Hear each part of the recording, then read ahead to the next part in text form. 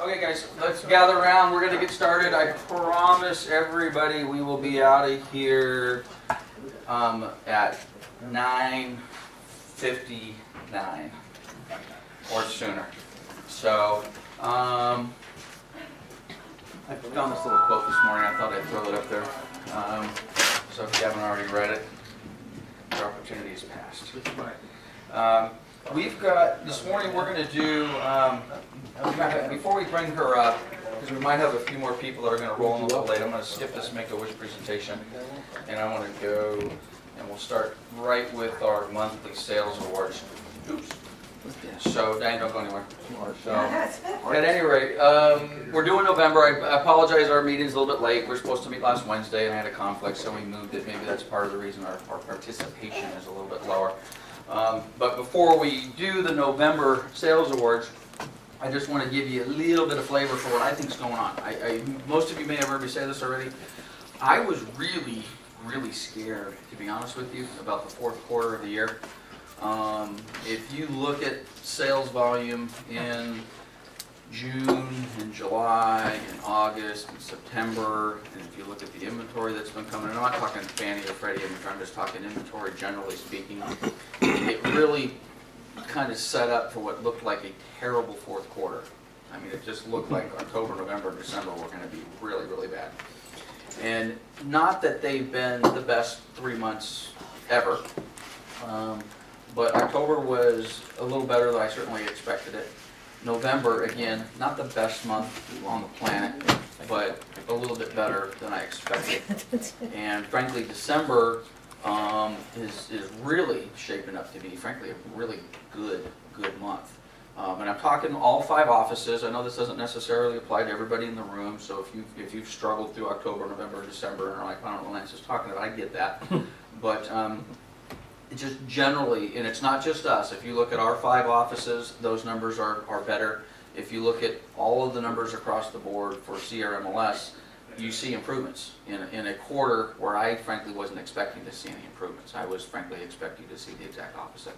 So for those of you that have stuck it out and have been busting your butt, congratulations, and it's testimony to you. And for November, at least in the Moreno Valley office, that person is Diane. So come on up, and actually not only is Diane the top selling agent, she is also the top listing agent. So you get a double for November. And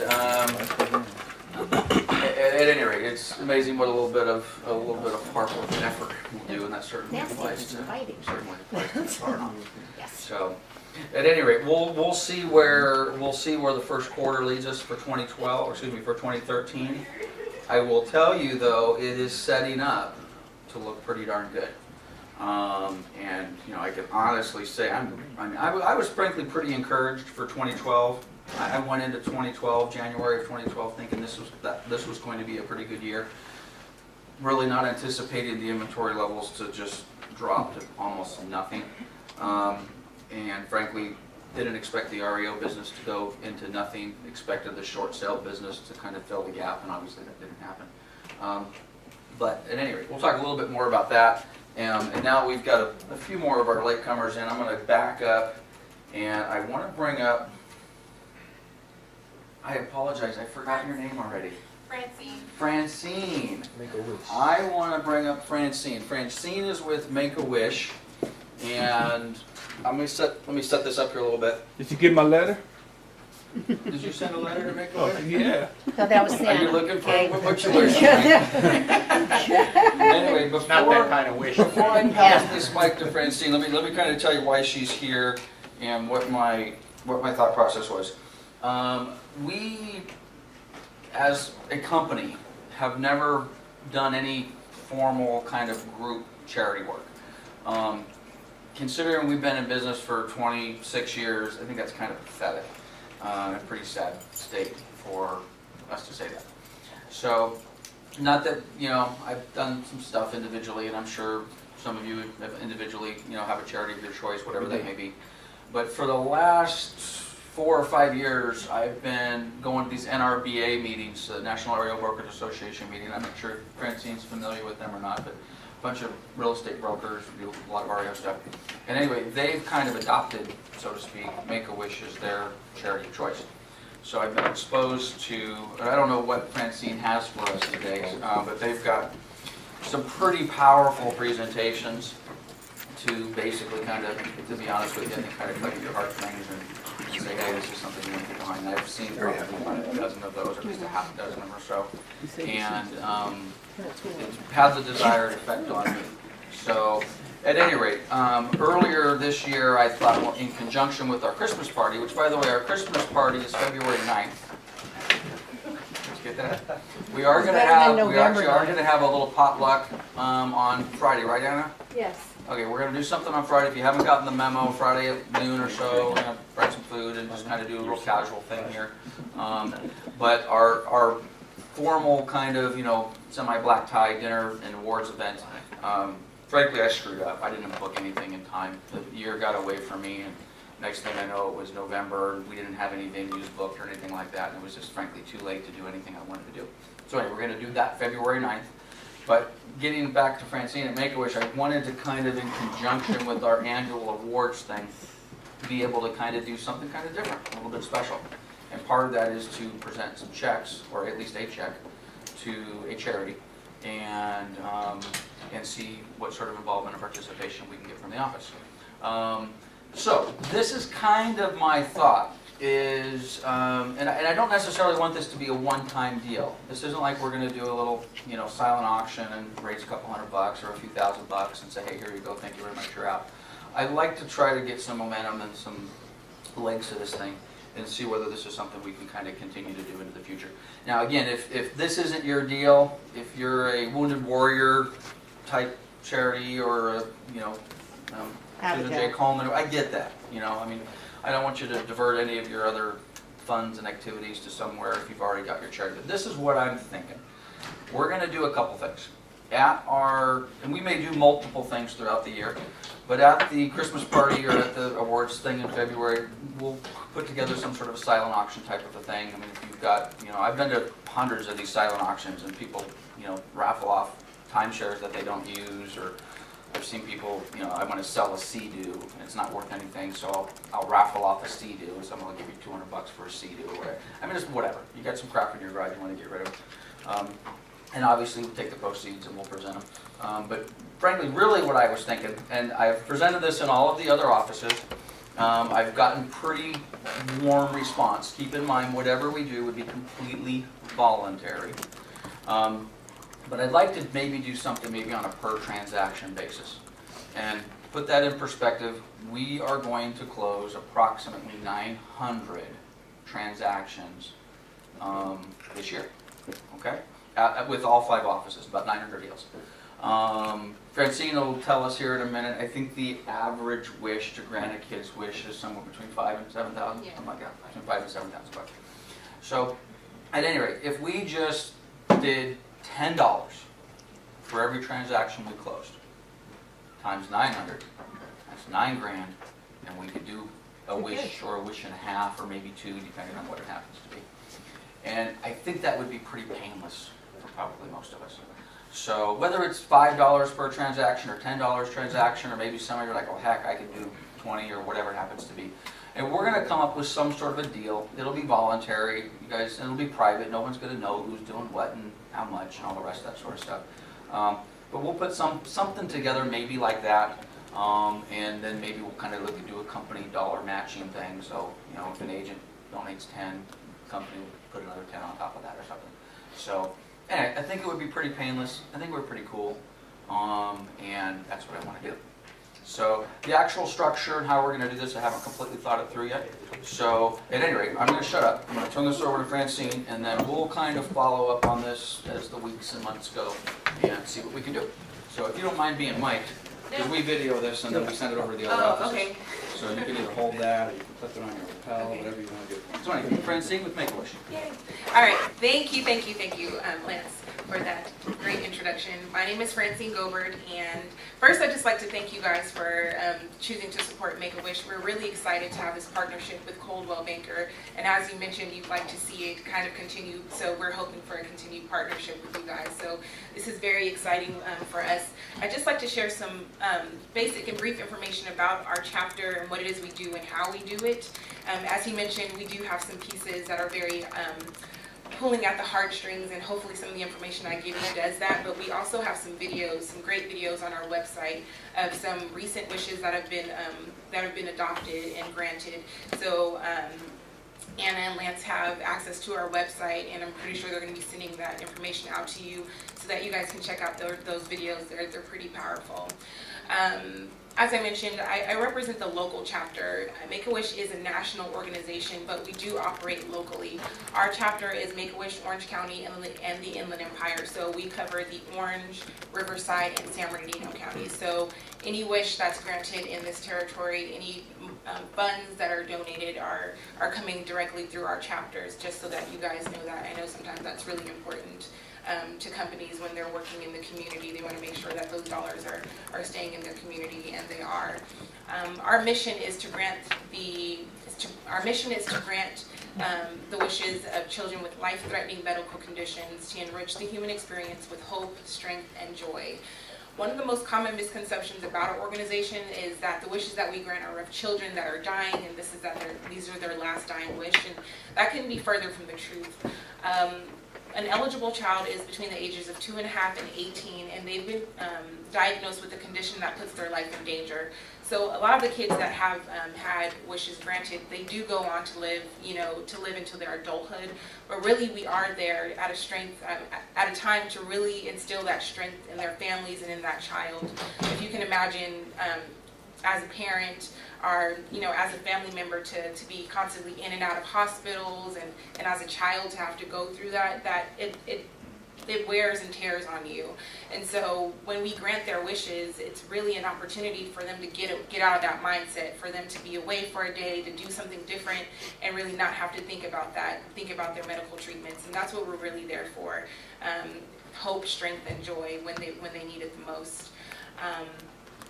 I won't get into too much of our wish process and our history, but just to let you know, the organization actually started back in 1980 in Phoenix, Arizona, where the first wish was granted. Our organization, our local chapter, actually started 3 years later. And so as an organization, we've granted over 200,000 wishes just since that time. And our chapter, we're actually celebrating our 30th anniversary. And in that time, we've been able to grant over 4,500 wishes. And our goal for this next year is to grant 335 wishes just within our fiscal year. And so working with partners like you guys really do help make it happen. And so we're really excited about that. Our wish process, I'll share a little bit. It's a cool fact. We kind of categorize our wishes in 4 categories. I wish to have, I wish to be, I wish to go, and I wish to meet. These are some of the most common wishes that we do have. And so when you guys think about Make-A-Wish, you probably think about like the Disneylands. I wish to go. That's one of our most popular wishes. And we're kind of lucky in our chapter that Disneyland is right in our backyard. So we're able to assist a lot of the other chapters that come into our territory to bring some of the kids from different chapters to Disneyland. It's one of our most popular wishes, so we're able to do that. I wish to meet celebrity wishes, or to meet anyone. One of the cool wishes that I like to share is one of the kids in our chapter actually wished to meet the doctor that saved their life. That's pretty amazing. Some people think of only like the cool and the cool wishes like that. That is a pretty cool wish, but it's very different. People don't really think about that. I wish to have, we do room redos. Some people asked to, one of our wishes was to have college tuition, to finish college, so we were able to do that. And I wish to be, these are some cool wishes as well. I wish to be a superhero. I wish to be, a basketball player for a day. they're great opportunities for us to come into these kids' lives and make a difference. And as you can imagine, these are great experiences to have, but we've actually found that these are not just great experiences to have, but they're need to have experiences. And as I mentioned, you know, the kids are in and out of the hospital.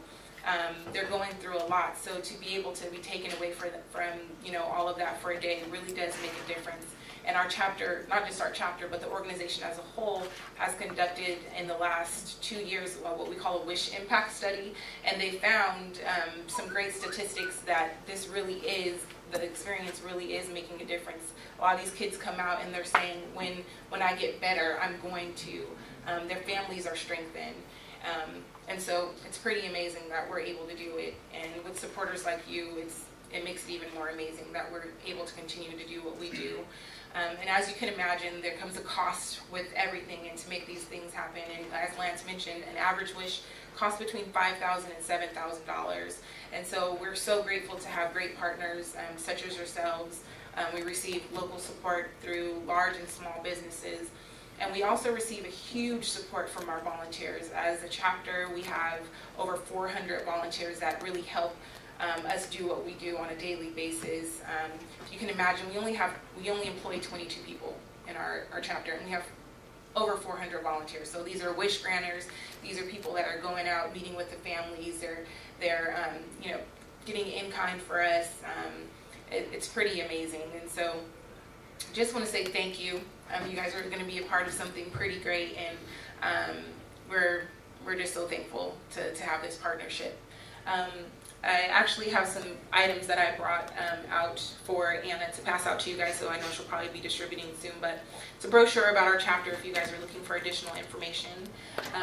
And I understand as a part of your fundraising efforts that you guys will probably be using our star sale program, and so what we do is we sell these stars at different increments, 1, 5, or 10, whatever you choose, to make your donation for, and some offices will put them up you know, in their lobbies, or they'll pass them out to the employees so that they can keep. So this will be a part of your fundraising program. And we're also going to have a donation box that'll be right there in the front from of reception for customers and for yourselves if you guys are interested in making a donation. And Anna also started a friends and family page. I don't know if she sent the link out, but it's a page on the website where you can make the credit card donation. It's an easy way to donate as well. So again, we're looking forward to the partnership. If you guys have any questions, I'm your main contact through the Inland Empire office, and Anna and Lance have my information. And so thank you and happy holidays.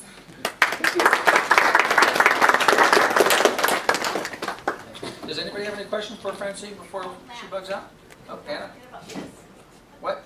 You know, I don't know if we want to do that. Yeah, Francine brought this basket. Well, thank you, Francine. You shot well. Dwayne, there you go. I think Dwayne's what already we'll taken do, it. Anna kind of hit this with me just a minute before the meeting. I think rather than kind of auction that off or do something right now, let's maybe make that part of what we're going to do in February. And I want to sit down with Francine and kind of discuss. Who's your counterpart? We've done 2 or 3 of these. I missed the one in Claremont, but who is your counterpart in the Redlands area? In the Redlands, well, Sig, he's actually one Sig. of our board members. Sig, okay. So At any rate, maybe we'll sit down. And you work out at the Main Street office? yeah, I do. My wife just opened her store 2 doors I know, down I from saw the Normans. Morning. You got it. Okay. So anyway, I'm going to go over there a lot. We'll sit down and talk. Okay, But we'll kind of talk about the best way to be most effective. And unless somebody just wants to write a check and buy the basket for whatever, that's fine. But we'll deal with that later. But Francine did bring that, and this is kind of part of my thought with maybe we do something in February, like a little silent auction kind of a thing. I'm sure you guys have seen these, you know, so again, the unused timeshare that, you know, you've had this timeshare forever, you don't use it, and heck, you know, maybe someone will give you $1,000, Make-A-Wish $1,000 to go use your Cancun timeshare that you haven't used in 5 years. Gift baskets, my silly example of a Sea-Doo you don't want. I mean, I've seen, you know, a bottle of wine, whatever, okay? We'll figure it out. And, you know, my goal, just so you guys know, I'd like to raise 20 grand. Yeah. Not necessarily between now and February 9th, but that's kind of my 2013 goal between our 5 offices. If we can't raise 5 G's between, or even not even that, if we can't raise $4,000 between 5 offices in a 12-month period, then, Sure. yeah, anyway, I think we can do that. We'll So, have plenty of opportunities throughout the year to engage you Right. guys, so we look forward to doing that. so, anyway, if you guys got any thoughts or suggestions, we'll talk. This isn't gonna be a one and done. We're gonna work on this, and a lot more info to come, and Anna will be, sending links to websites, and if you got some ideas or some thoughts, or quite honestly, Francine may not want to hear this, but if you've got, Anna and I've done a lot of thought about Wounded Warriors program. We may kind of do a double, a double charity kind of a thing. But anyway, we'll talk about it. But anyway, I want to thank Francine for her time, and thanks for coming. That's All right, Merry thank Christmas. you. Merry Okay. Christmas. That's it. Anyway, I think it should be pretty cool. And if you haven't seen any of their presentations, it just tear you apart. Absolutely tear you apart. Okay, what time is it? I promise you guys. 9:22. Okay, we got enough time. Okay, just kind of our standard boilerplate stuff on here. Take a look at our calendar, you'll know what's going on. Take a look at the portal, you know what's going on. We already did our sales awards. Again, congratulations, Diane, for a great year. I didn't actually pull the market data into my PowerPoint, but I'll show you a couple things to think about here real quick. If you are wondering what's going on with the numbers, this is CRMLS. This is supply and demand, really what I'm looking for. This is supply and demand for CRMLS through November. There's two pieces of this chart that I really want you to look at. This is January of 2011, inventory went up.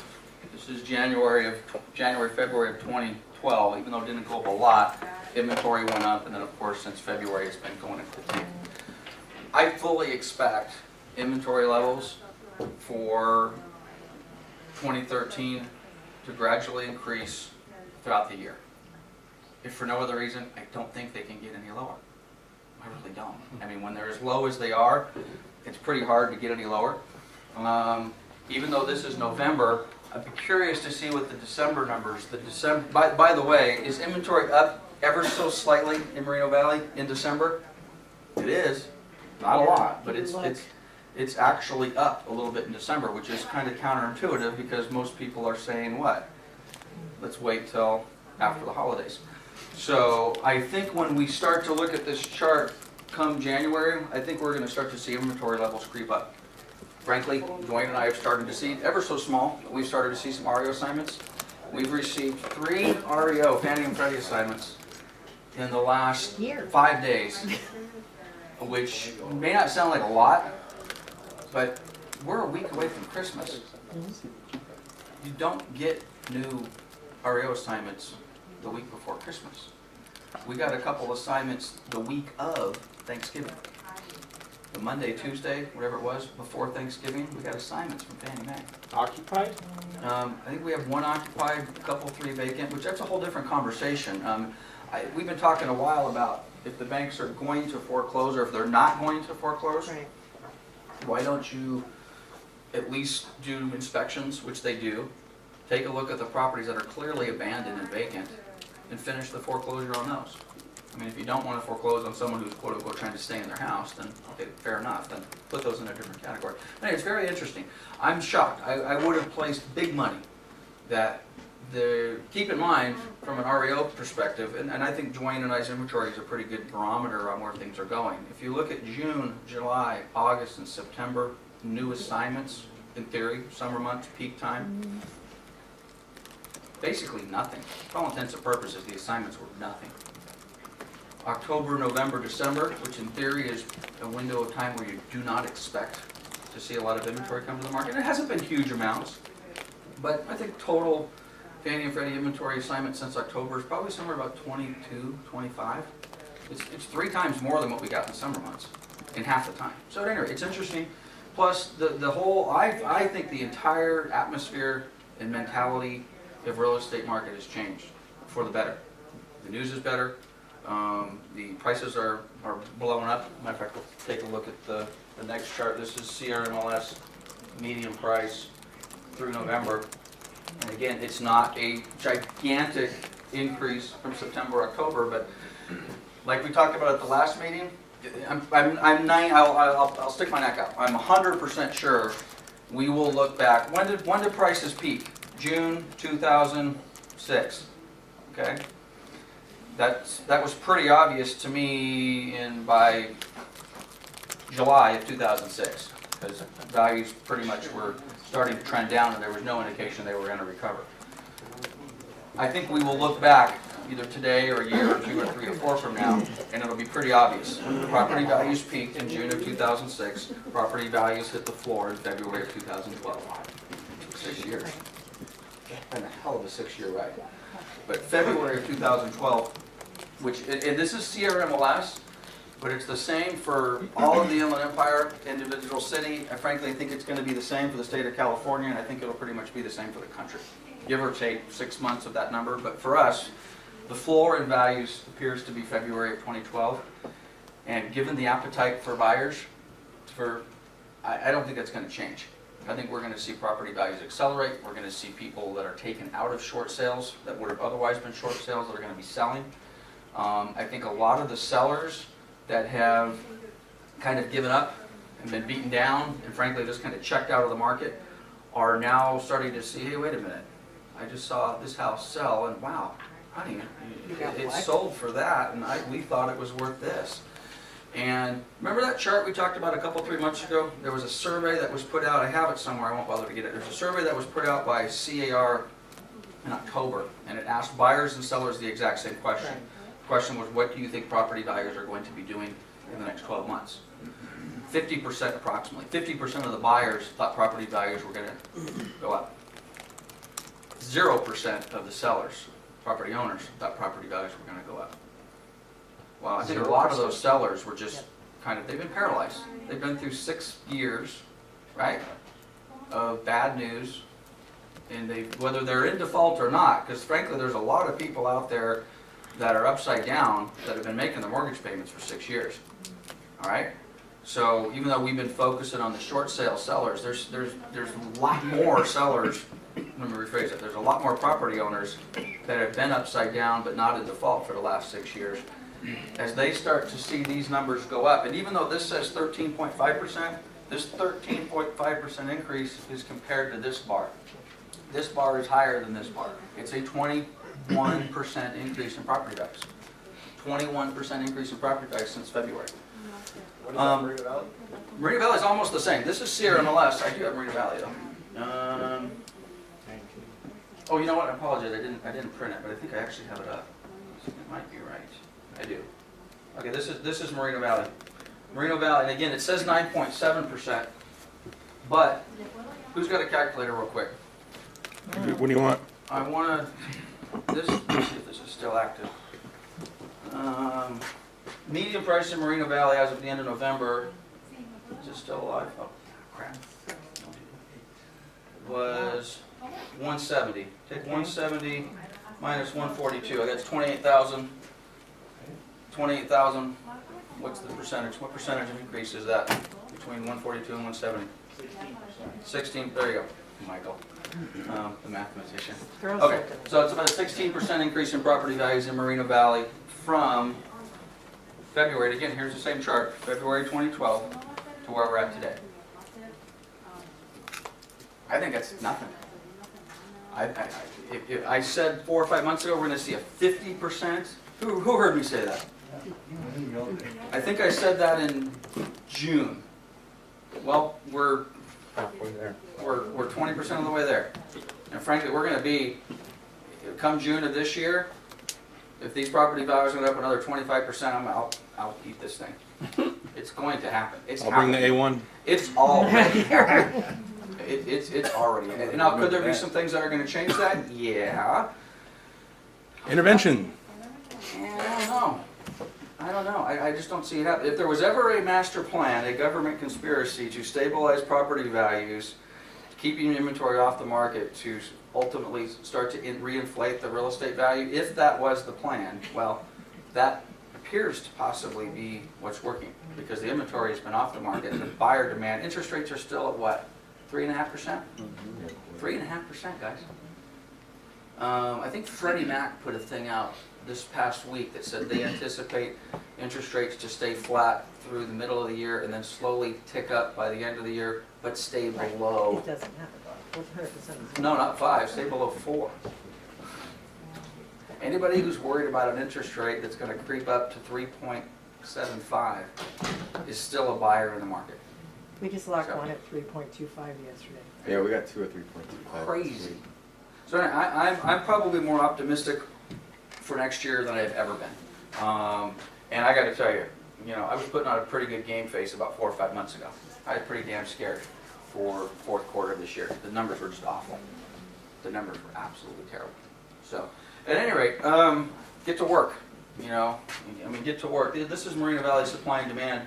And again, the first one we showed was CRMLS. Again, if you go back, and again, I just look at this crap till it makes me sick. This is November, December 2010. Inventory started to increase in January, fell off a little bit, and then of course we've been on the slide. But this is January of 2012. We started to see a slight increase in inventory beginning part of last year. That's just the trend. People wait until after the holidays. So go out and get those listings.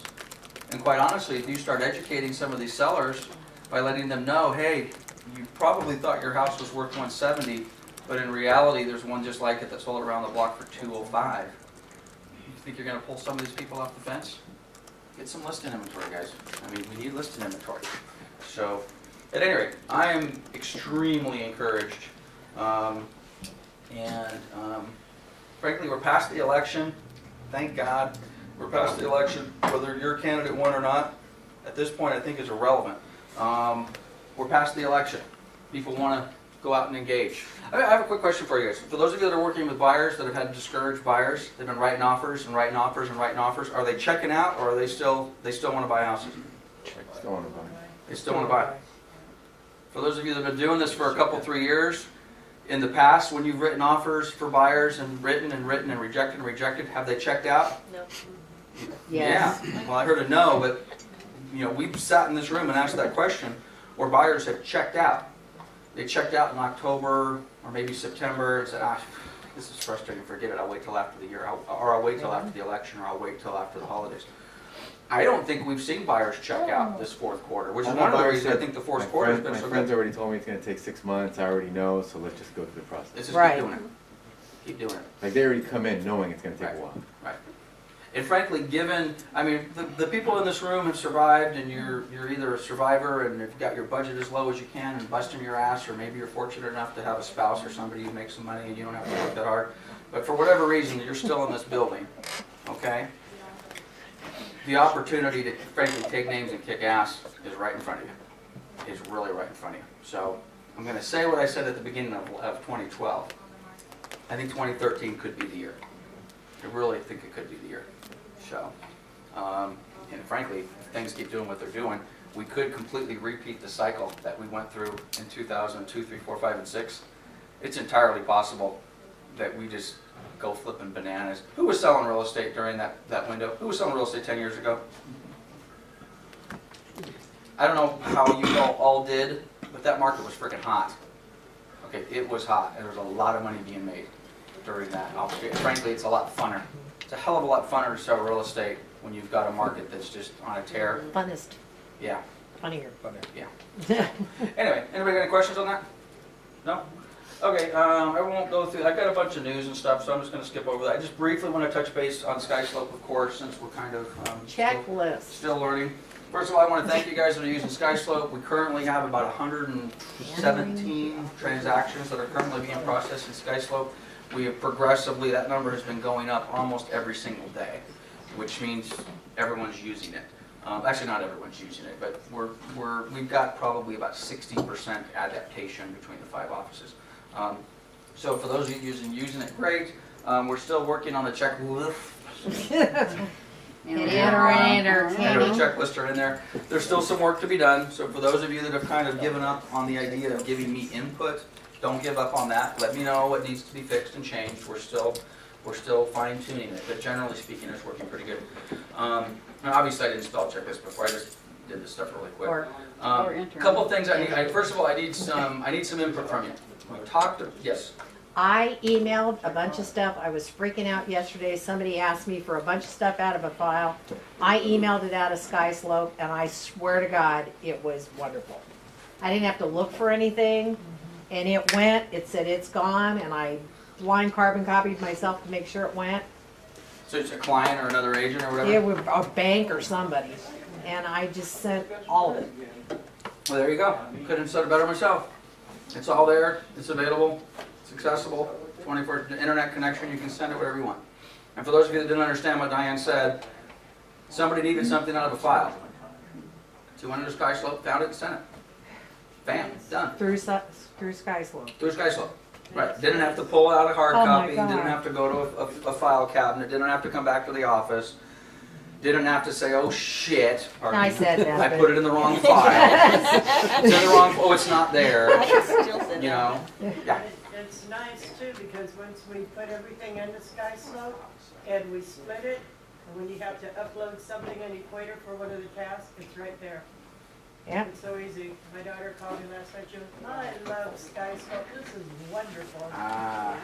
You guys can collect your stipend at the door. Okay, I'm I telling get the you. basket. You know, I couldn't agree with you more. All I want to say in regards to those two comments, if you are not experiencing the love and the joy that you've just heard, you need to continue to use it, because I just don't think you understand the power of this program yet.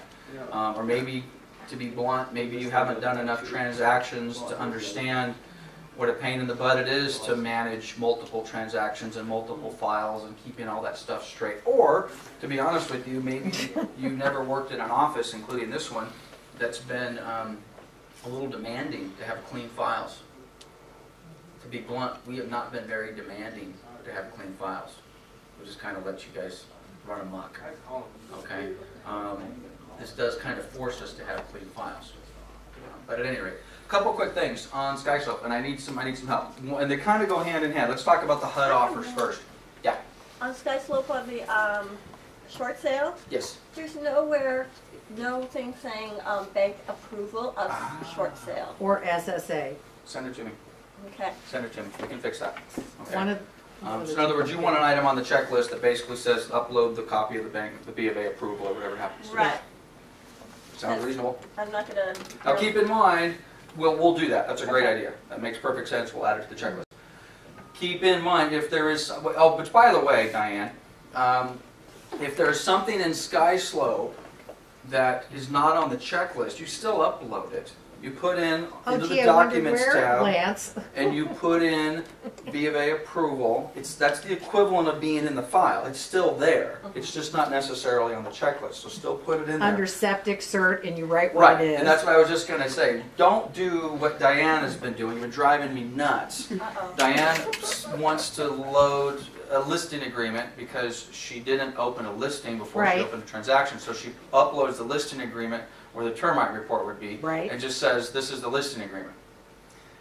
Honestly, I haven't been giving you any heartburn about it because is I've the been listing putting them all in agreement in there. the file? Yes. Yes, it's just checked Are all the off files on the in wrong there? spot on the checklist. So I've just been saying, okay, fine, that's cool.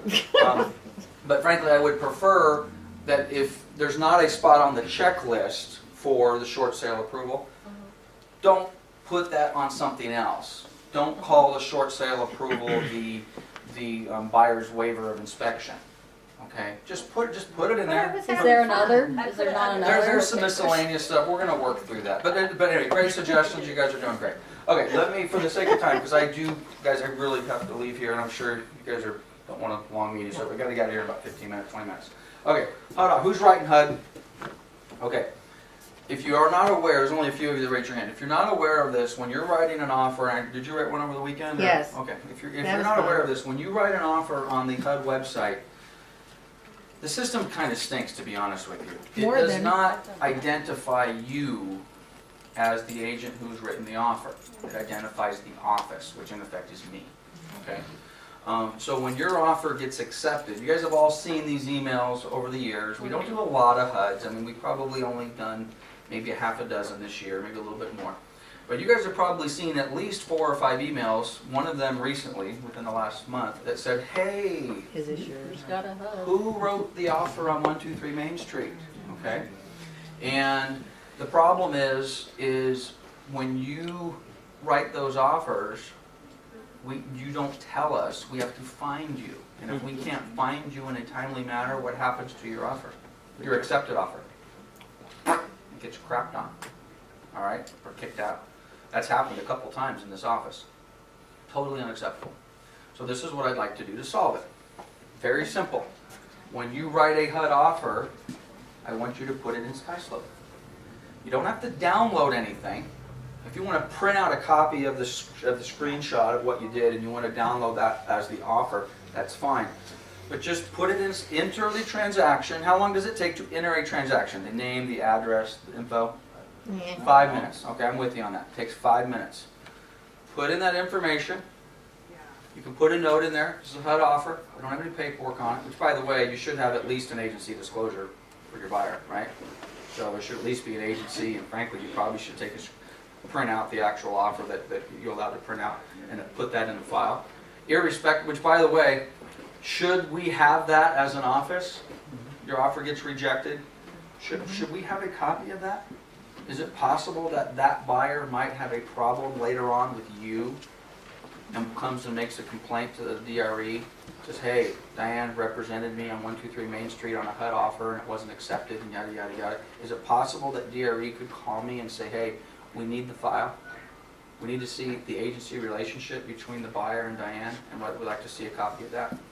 Well, at any rate, if you do it in SkySlope, we have it. And then, frankly, as important, now when I get those emails, we just go in and we type in the address. Ah, it's Mr. Leapers. Bingo, found. Super duper easy. Okay. So basically, what I would like all of you to do when you are submitting offers in HUD, take the extra 5 minutes. Open a transaction. Now, granted, it's open a transaction. It's not accepted yet. I get it. Open a transaction in SkySlope with the address and the basic information. It takes 5 minutes. If your offer ultimately gets rejected, what are you going to do with that transaction? You're going to cancel it. You're going to click cancel, and it's going to say why. You're going to say my offer was rejected by HUD. All right, and at least we have that information in there. Now, about 2 months ago, we had a similar conversation on a different topic. I think some of you may have a little more heartburn with this one than... First of all, does that sound reasonable on the HUD deals? Yes. Okay, are we buying in on that? Yeah, all three of them. Okay, great. All right, now, I want to take that exact same logic and I want to apply it to all offers. So for those of you like, oh, wait a minute. I've written 7, which is frankly nonsense. Be honest. Who has truly written 17 offers for one client? 3 of you. Okay? 4 of you. All right. Now, I know this may be a little problematic, but I really need you to help me with this. If you are writing an offer, multiple offers for the same client, obviously on multiple different properties, hoping to get one accepted, I need you to put those into SkySlope individually. Okay? Now, we talked about doing that as just lumping them under Mr. Jones and then putting Mr. Jones in there, Mr. Jones in there. And I'm still, the jury's still out on that a little bit, but I'm going to tell you what's going on right now. The chances are really good the Department of Real Estate Auditor is going to be in this office sometime in 2013. And you know why they're going to be here? It's because one of us wrote an offer on a property. The offer was rejected. The buyer of that property complained against the agent, which in effect is a complaint against me. DRE has called me and says, let's get to the bottom of it, which is probably a very simple process. Here's the offer, this is what happened, it was rejected, and they go about their business. But guess what? We don't have the offer. I don't have the offer. I got it right to you. I have it all. So the fact that I cannot produce a copy of a rejected offer that was written by one of our agents last year is really causing me a lot of heartburn. And frankly, it's probably going to trigger it on it by DRE. So with that in mind, I know it's a little painful to sit back and upload 17 offers over a period of time, and I know it takes 5 minutes, and maybe it takes 10, because now I'm asking you to upload a copy of the offer, and then 3 days later, when you get the phone call that says your offer was rejected or another one was accepted, now I'm asking you to click the cancel button. I'm asking you to put a reason our offer was rejected because the listing agent called and said they accepted another offer. I really need you to do that. Now, for those of you that find that completely unbearable and impossible, we need to talk. Because I'm either going to make an exception for you. In other words, I'm going to say, okay, give me the offers. Alavana put them in. Right. or I'm going to give you your real estate license back and you can go work somewhere else. There's two options there. Will depend on who you are as to which option you get. Lance, So, yes. on the, when you're looking for the offer, did they go back into their win forms? Because on mine, I mean, it saves every. This agent no longer works here. Only for 14 months. Oh, This agent no longer works here. She just said that win forms only holds for 14 months. Yeah, but even the win forms doesn't have fully executed copies, unless it had electronic signatures, which this one didn't. But this agent doesn't work here, and it's a problem. yeah. It's a problem. So, and frankly, if we were all disciplined, and I know some of you are like, geez, I don't really want to sit through another meeting like this, because I always You're turn like in my a bitch. files, and my files are clean, and I always turn in every rejected offer, and I play by the rules. Yep. And if that's you, then I get it. But that's not the majority of the agents in our 5 offices. The majority of the agents in our 5 offices who write an offer that has been rejected, they take that offer and they throw it in the trash can. Or the majority of our listing agents who have 30 offers on one file, when they turn in those 30, they turn in that closed file, they turn in the accepted one, and those 30 other offers that your seller rejected end up somewhere No, they're. else. Maybe in that they're- shredding machine. Tom, what you got? Maybe something like that, because if we do go through a lot, is there a possibility that there could be like rejected offers at skyslope.com in one of these addresses for these copiers?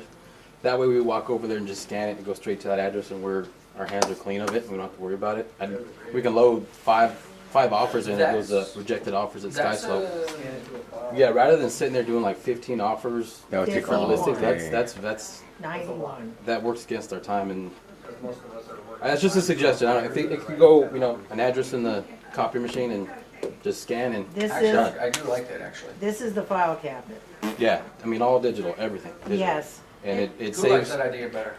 Well, I have a question about that idea. We have to have a way to identify it by buyer, for seller, and You can actually. You can property. go in the You'd have to scanner name and you it. can add. You can name it right We there. basically have to have a naming convention, Mm-hmm. Yeah. which would Okay. basically say, 123 Main Street, Address. Riverside, California. We would call it Main, 123 Riverside. Dash, and then And that way we nothing. could find, we could basically And search their by name. address. Yeah, and you Actually, can I do that all like from idea. you can do that all from either one of these scanners. You know what? I like like that, that. Tom. Let's, I don't want to have to do that. Where's Brian when we need him? I like that. Let me give some thought to that. And Thank you. that may be, Thank you for that may be considering our that. short-term Work. / long-term Yeah, no, we're- solution. Well, and one of the things, Drew and I have this argument all the time about, these programs are only as good as you guys using them. If you're not going to use them, they're useless, okay?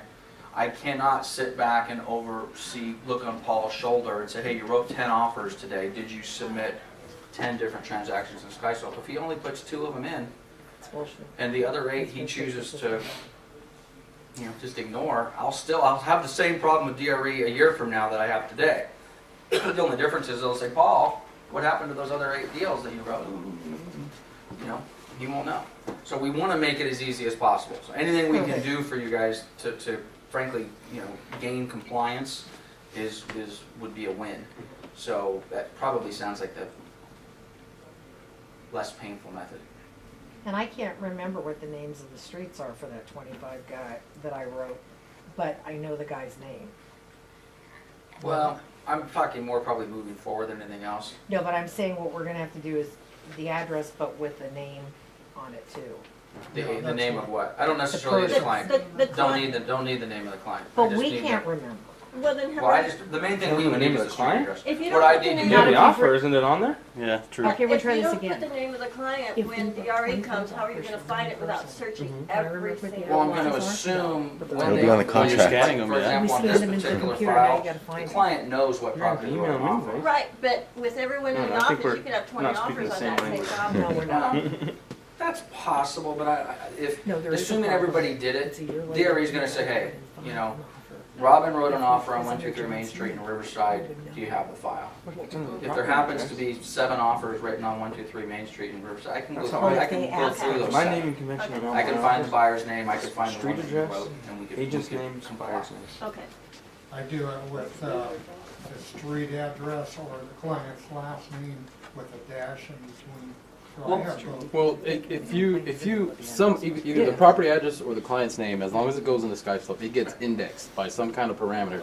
And he can go in his administration portal and he can just say, hey, this address or this name, it'll bring up everybody, and at least he's only dealing with 10 or maybe 15 that he can identify. But I kind of like the idea of just, we'll create a transaction called, rejected offers at skyslope.com, an email that says that. And we'll just have one just massive. And then you just or maybe we'll search do it, it'll- 2013 rejected Sure. offers and Yes. 2014 rejected offers. Okay, let me give that some thought. Keep Actually, I going. like that. That's good. All right, see, look at that. See, we do listen every now and then. No. Okay, license renewals, escrow, summer's doing great, property management's doing great. I think I'm done. I am done. Anybody got anything else before we take, one day off for Christmas? Nothing?